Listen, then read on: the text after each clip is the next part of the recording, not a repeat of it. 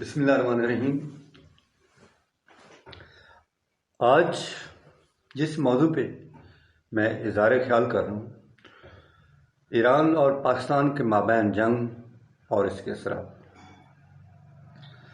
دو یا دو سے زیادہ بھائیوں کے درمیان، دو فیملیز کے درمیان، دو یا دو سے زیادہ معاشروں کے درمیان، دو یا دو سے زیادہ ملکوں کے درمیان جب مفادات میں کنفلکٹ آتا ہے تو تب لڑائی یا جنگ شروع ہو جاتی ہے۔ آج سے 15 روز پہلے ایران کے صوبہ سیستان میں سے بلوچستان لبریشن آرمی اور بلوچستان لبریشن فرنٹ جیسی دو تنظیموں نے پاکستان کے صوبہ بلوچستان میں ڈسٹرکٹ پنجگور پر حملہ کیا، جس سے جانی و مالی نقصان ہوا۔ پاکستان کی ایران کے ساتھ سرحد تقریباً 900 کلومیٹر ملتی ہے اور پنجگور سرحدی ضلع ہے جس میں 90% لوگ سمگلنگ کا کام کرتے ہیں۔ تو اس حملے سے دونوں ملکوں کے درمیان حالات کشیدہ ہو گئے، جس سے پاکستان نے ریئیکشن کے طور پر 2 دن بعد میزائل پھینکے، جس سے صوبہ سیستان میں، ایران کے صوبہ سیستان میں دہشت گرد مارے گئے۔ تو جنگ مزید چھڑنے سے پہلے اللہ بھلے کرے چائنا کا اور ترکیہ کا، ان دونوں ملکوں نے مداخلت کی اور دونوں ممالک کے درمیان مصالحت کرا دی، دونوں ممالک کے درمیان صلح کرا دی۔ آپ جانتے ہیں کہ جنگ سے بے روزگاری، اشیاء خوردنوش کی قیمتوں میں اضافہ، سیاسی عدم استحکام، معاشی عدم استحکام، کرنسی کی ویلیو میں کمی اور جو ایسٹ ہوتے ہیں وہ تباہ ہو جاتے ہیں۔ ایسٹ تباہ ہونے جیسے مسائل کا سامنا درپیش ہوتا ہے، جس سے ذہنی تناؤ میں اضافہ ہوتا ہے، جس سے معیار زندگی میں کمی آ جاتی ہے۔ آپ کے سامنے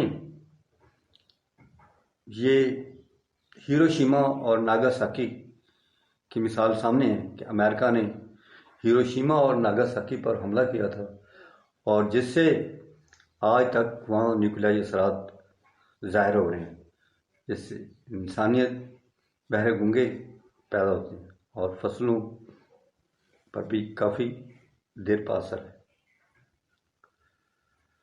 اسی طرح اگر یہ 1980 اور 1988 میں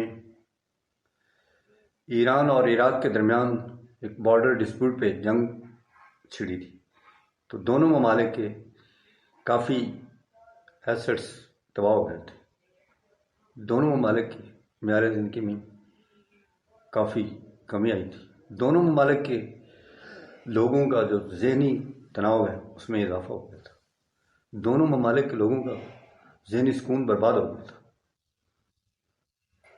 اور اس دوران امریکہ نے عراق کی مدد کی تھی، اور جیسے یہ جنگ ختم ہوئی تو کویت نے اوپیک کے رول اور ریگولیشن کی خلاف ورزی کی، جس سے اس نے جو تیل بیچے کم قیمت پر، اور جس سے عراق کو کافی نقصان ہوا۔ تو اس نقصان کی کمی کو پورا کرنے کے لیے عراق کی حکومت نے کویت کی حکومت سے مذاکرات اور گفت و شنید کے ذریعے اس مسئلے کو حل کرنے کی کوشش کی، تو جب مذاکرات کی ٹیبل پہ گفت و شنید ہوئی تو کویت للکارتا ہے عراق کو کہ آپ کے پاس جو فوج کے ٹٹو ہیں وہ لے آئیں. اصل میں اب امریکہ جو ہے عراق کا مخالف تھا اور کویت کی بیک سائڈ پہ تھا. اس لیے کہتے ہیں کہ امریکہ کی نہ دوستی اچھی ہوتی ہے نہ دشمنی. اس لیے کویت نے عراق کو للکارا کہ آپ اپنی فوج لے آئیں. تو عراق نے اس پر حملہ کر دیا، قبضہ کر لیا، جس سے کویت کا وزیر اعظم وہ روپوش ہو گیا.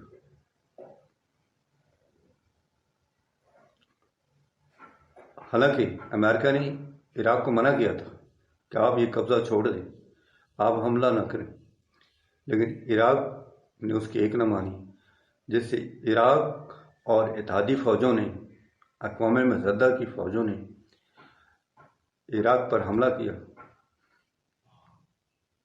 جس سے اس کے تمام جو ایسڈ تھے وہ نیست و نابود ہو گئے.